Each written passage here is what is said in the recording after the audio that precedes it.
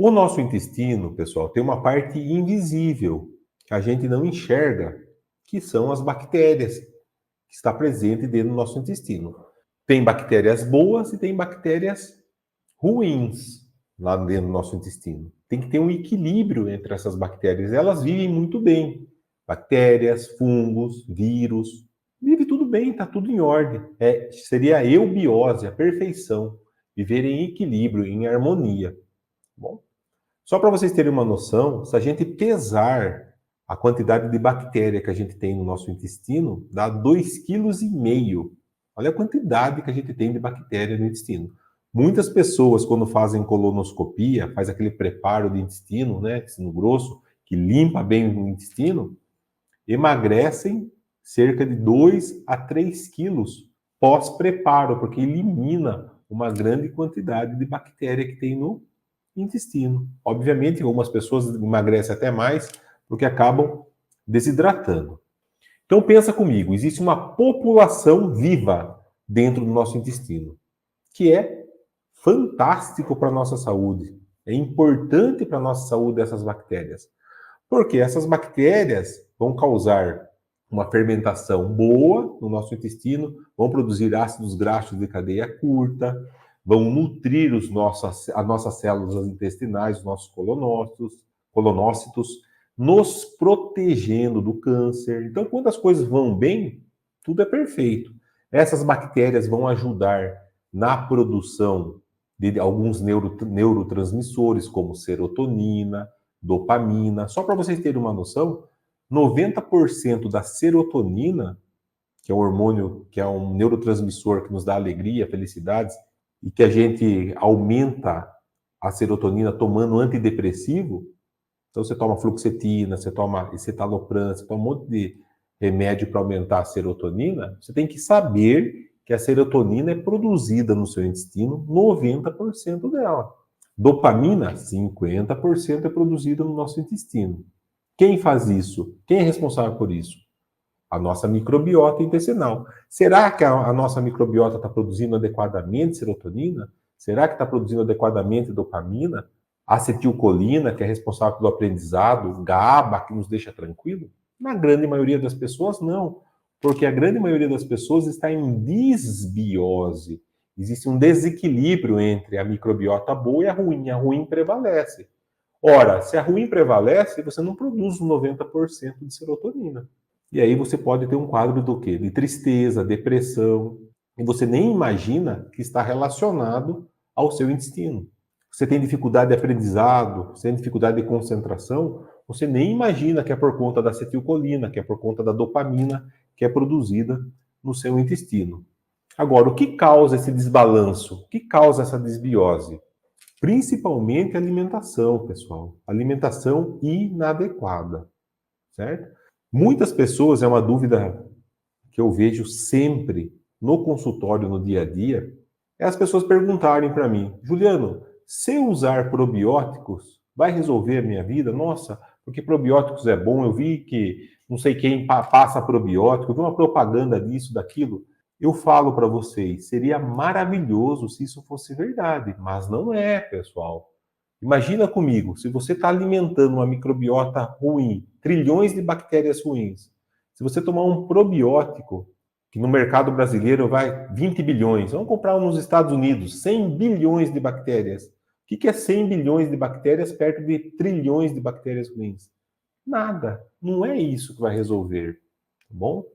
Então, o que a gente tem que fazer? A gente tem que matar de fome as bactérias ruins. Tem que começar por aí. Então, primeiro você tem que escolher escolhas alimentares inteligentes. Eu sei que é difícil isso, porque as pessoas, elas não conseguem ficar sem refrigerantes, as pessoas não conseguem ficar sem açúcar, que alimenta a bactéria ruim do intestino. Dificilmente uma pessoa vive sem açúcar.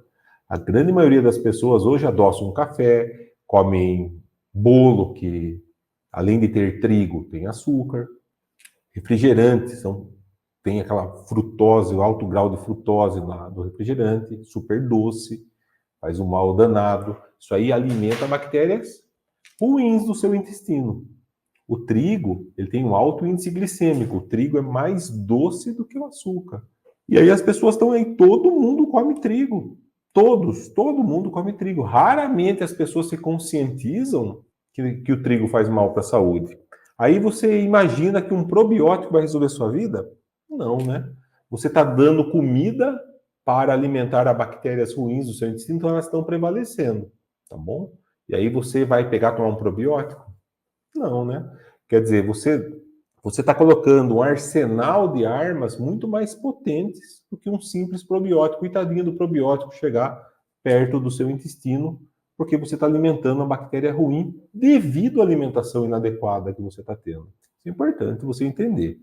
Outra coisa, mesmo que você tenha uma boa alimentação, será que você está digerindo, né? Está digerindo o que você está comendo?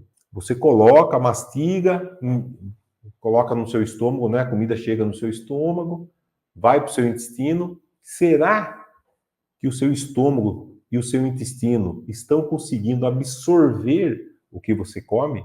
Por que eu estou te falando isso? Se não absorver, pessoal, vai servir de comida para quem? Para bactéria boa ou ruim? Para bactéria ruim. Comida mal digerida alimenta bactérias ruins do seu intestino.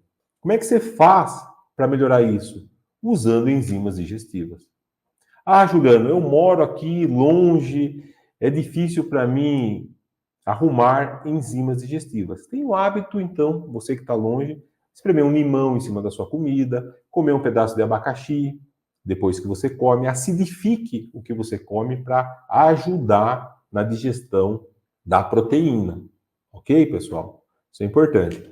Tem o hábito de tomar chás, né? Às vezes o chá também ajuda. Um chá de alecrim, um chá de orégano, um chá de sálvia, tá? Isso aí ajuda muito também na sua digestão.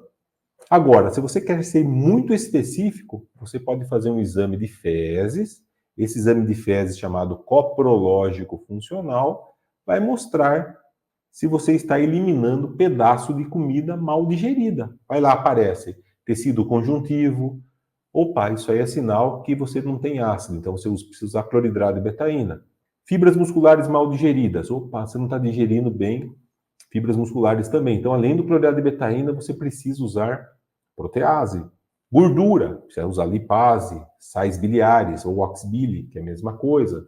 Ah, está saindo amido, amido deu positivo, você precisa usar amilase.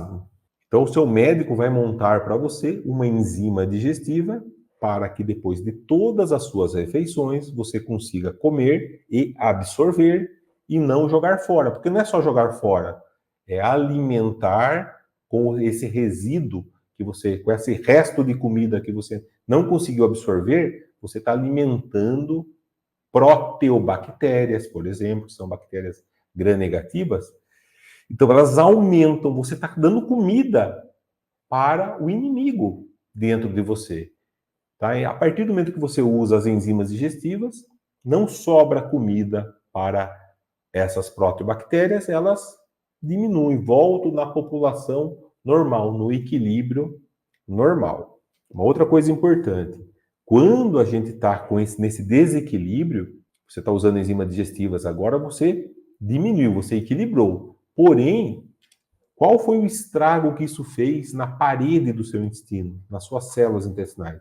Um estrago muito grande. Aumenta a permeabilidade intestinal, acontece goteiras no nosso intestino, começa a vazar comida que a gente come, começa a entrar nessas goteiras, nesses furinhos, nesse leaky gut do nosso intestino.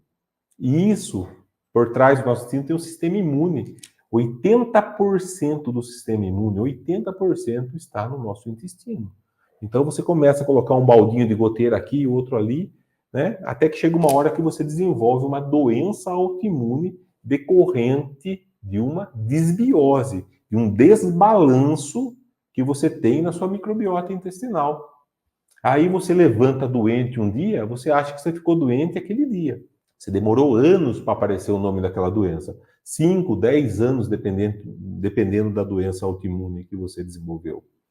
Você estava num intervalo, doente, mas ainda não aparentava estar doente, até que chega um dia que você acorda doente, por conta desse aumento de permeabilidade intestinal. Agora, qual é o poder, né, que vocês têm para mudar isso? é tomada de decisão. É você que tem que tomar essa decisão de mudar. Então, você tem que entender que você precisa... Olha, isso é veneno.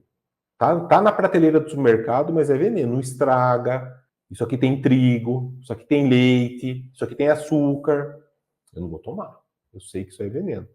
Vai comer verduras, legumes, né? Come o seu arroz e feijão. Isso é comida de verdade, comida do dia a dia, natural. Você tem que lembrar o que seus antepassados comiam. O que seu bisavô comia? O que seu tataravô comia? Eles estavam certos. Mesmo a gente comendo certo hoje em dia, por melhor que seja a comida, vai ter ainda agrotóxico, ainda não vai ser bom. Ainda não vai ser bom, mas é a realidade. Mas não tem como. Como é que você vai fazer? Onde é que você vai achar um arroz, um feijão que não tem agrotóxico? Não existe. Tem certas coisas que não existem. Agora, o trigo dá para substituir, dá para você usar um outro tipo de farinha. Farinha de arroz, fécula de batata, maisena. Ah, mas eu não consigo ficar sem meu pãozinho. Você está viciada no seu pãozinho. O seu trigo ocupa receptores opioides no seu cérebro, faz você ter prazer. Não aguenta. As pessoas não aguentam. Ah, mas eu não aguento, esse doce para mim é maravilhoso.